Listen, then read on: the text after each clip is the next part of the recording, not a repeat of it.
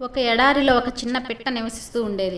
అక్కడ ఎటువంటి పచ్చదనము లేకపోవడం వలన ఆ చిన్న పక్షి మండే ఇసుకలో రోజంతా గెంతుతూ ఉండేది. ఒక రోజున నారదుడు అటుగా పోతూ ఈ పిట్ట పడుతున్న కష్టాలు చూసి చాలా జాలిపడ్డాడు. ఆ పక్షి దగ్గరకు వెళ్ళి, ఓ చిన్ని పక్షి, ఇంత మండే ఎడారిలో నీవు ఏం చేస్తున్నావు? నీకు నేనేమైనా సహాయం చేయనా అని అడిగాడు. ఆ చిన్ని పక్షి, నాకు జీవితం ఎంతో ఆనందంగా ఉంది, కానీ ఈ ఎండ వేడిని నేను భరించలేకపోతున్నాను. నా పాదాలు రెండు కాలిపోతున్నాయి. ఇక్కడ ఒక చెట్టు ఉంటే ఈ ఎండవేడిని కొంచెం తట్టుకుని హాయిగా సంతోషంగా ఉండగలను అని చెప్పింది. ఇటువంటి ఎడారిలో చెట్టు మొలవడం అంటే నా ఊహకు అందకుండా ఉన్నది. అయినా నేను పరమాత్మ దగ్గరకు వెళ్ళి నీ కోరిక నెరవేర్చమని అడుగుతాను అన్నారు. శ్రీ మహావిష్ణువు వద్దకు వెళ్ళి ఆ పిట్టకి సహాయం చేయమని ఆయనకు ఆ పిట్ట విన్నపము తెలియచేశాడు. అప్పుడు ఆయన, నేను అక్కడ ఒక చెట్టును పెరిగేలా చేయగలను, కానీ ఆ పిట్ట విధిరాత అందుకు అనుకూలంగా లేదు. నేను విధి లిఖితాన్ని మార్చలేను. అయినా ఎండ నుండి ఉపశమనం కోసం ఒక ఉపాయం చెబుతాను. ఎప్పుడు ఏదో ఒక కాలిపైనే గెంతుతూ ఉండమని ఆ పక్షికి చెప్పు. ఒక కాలు నేలపై ఉన్నప్పుడు మరొక కాలికి కొంత విశ్రాంతి దొరికి ఉపశమనం కలుగుతుంది.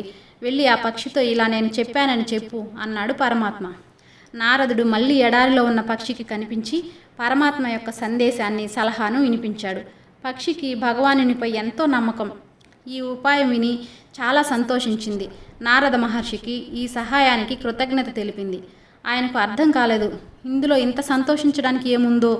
అడిగిన చెట్టు మొలిపించలేదు సరికదా, ఒంటికాల మీద నడువు అని ఇచ్చిన సలహా వలన ఉపయోగం ఏమిటో అని తికమక పడ్డాడు.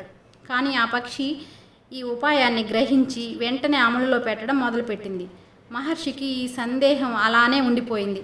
కొన్నాళ్లకు మళ్ళీ అక్కడికి వెళ్ళి చూద్దామని ఆ దారిలో వెళుతూ ఆ పక్షిని చూశాడు.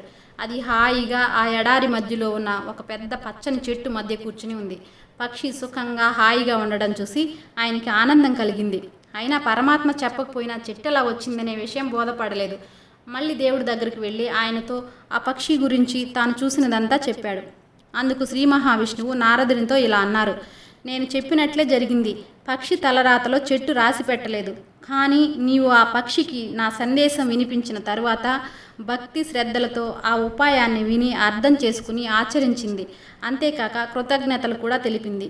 పవిత్రమైన హృదయంతో తనకు లభించిన భగవత్ ప్రసాదమును స్వచ్ఛమైన అంతఃకరణతో అమలులో పెట్టింది. ఆ పక్షి చూపించిన ఆ భక్తి శ్రద్ధలకు నా అనుగ్రహం మేరకు తలరాతను మార్చేసి అక్కడ అసంభవాన్ని సంభవం చేశాను అన్నారు. మనం నేర్చుకోవాల్సిందేమిటి?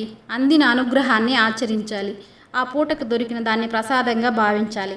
ఈ మాత్రం అందుకోగలిగినందుకు ఆయన పట్ల కృతజ్ఞత చూపాలి.